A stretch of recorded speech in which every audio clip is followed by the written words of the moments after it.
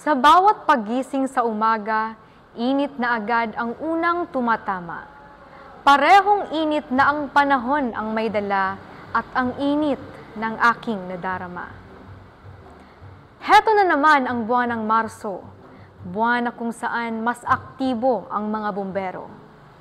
Bumberong hindi nagsasawang paalalahanan ang mga tao. Mga paalalang nagpapatungkol sa sunog at sa pag-iwas dito. Alam mo bang 43 bahagdan ang ibinaba ng mga kaso ng sunog sa unang kwarter ng taong ito kumpara noong nakaraan?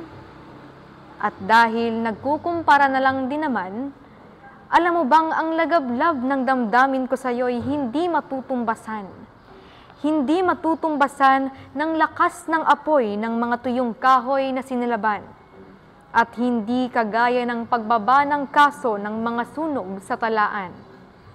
Tutal, usapang bumbero na lang din naman, ang paghanga ko sa iyo'y kailanmay hindi mababawasan. Mistulang sigang kumalat at nagdulot ng malakas na apoy o ang biglaang pagliyab ng mga bahay sa kadahilanang hindi matukoy.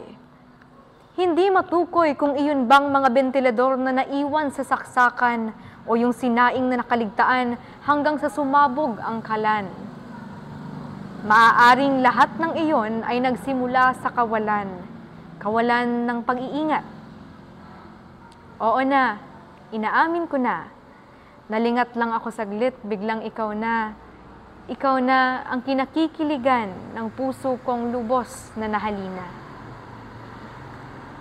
Sa pag-iwas ko sa mga bagay na maaaring magdulot ng apoy na di maapula, siya namang pagkapasok ko sa silakbo ng nadarama. Ang totoo kasi niyan, gusto sana kitang makita. Kaso nakakatakot naman yata kung sisilaban ko ang buong bahay, makapiling lang kita. Nakakapaso, nakakatunaw. Ano ba yan? Kahit anong ingat ko sa puso ko, ikaw talaga ang hinihiyaw. Kasi nga, di ba, Marso, buwan ng mga paalalang maiwasan ang sunog at ang dalang kapahamakan nito. At ako naman bilang isang, syempre, mabuting tao, isa ako sa mga talagang isinusulong ang pagdadamayan sa pamayanan upang, iyon na nga, ang sunog ay malabanan. Ngunit paano ba yan? Huwag na nga tayong maglokohan. Siguro ginagawa ko lang yun para magpasikat sa'yo. Dahil hindi mo man ako magawang damayan, baka sa susunod, ako naman ang matutuhan mong ipaglaban. Oo na nga't kailangan nating magkaisa. Mga kababayan, magtulungan tayo at maging mapagmalasakit sa ating kapwa. May mga bagay na akala natin ay pawang maliliit lamang. Ngunit kapag sama-sama nating isinagawa, tiyak magiging malaki ang ambag sa pagsiguro ng ating kaligtasan. At sige na nga, magpapakatotoo na ako. Ang totoo, ang advokasiyang ito ay mula sa kanyang tunay na inisyatibo. Kaya ako hanga sa kanya dahil tunay siyang nagmamalasakit sa kapwa niya Pilipino.